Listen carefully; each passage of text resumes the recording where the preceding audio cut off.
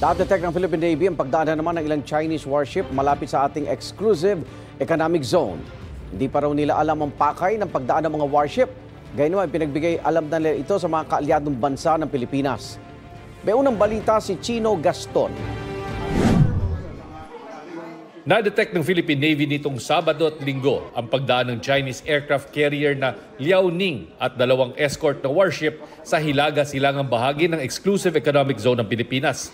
Bago nito, na-detect din ang pagdaan malapit sa EEZ ng isang Chinese amphibious assault warship at dalawang escort patungong Australia.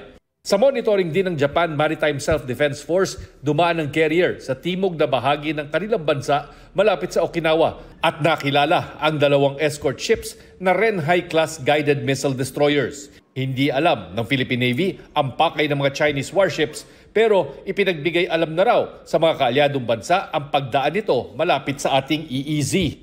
Without going into details, the expanded MDA of the AFP looks into all sources of information.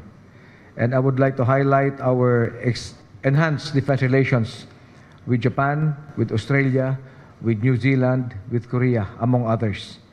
Secondly, historically, this has been the path of a carrier battle group from the PLA Navy. Coming from mainland China, it transgresses the northern part of the zone, passing through Okinawa, Miyako Straits, down our eastern seaboard, Palau, Australia, down to Indonesia, Lombok Strait, heading up to Cebu Channel, exiting in the South China Sea. Samantala, constant o hindi naman nagbabago ang dami ng mga Chinese vessels sa West Philippine Sea.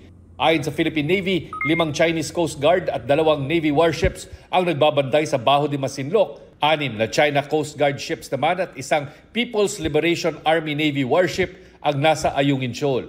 At sa Pag-asa Island, isang Chinese Coast Guard at 2 Chinese Navy warships ang namamalagi. Ito ang unang balita, Chino Gaston, para sa GMA Integrated News.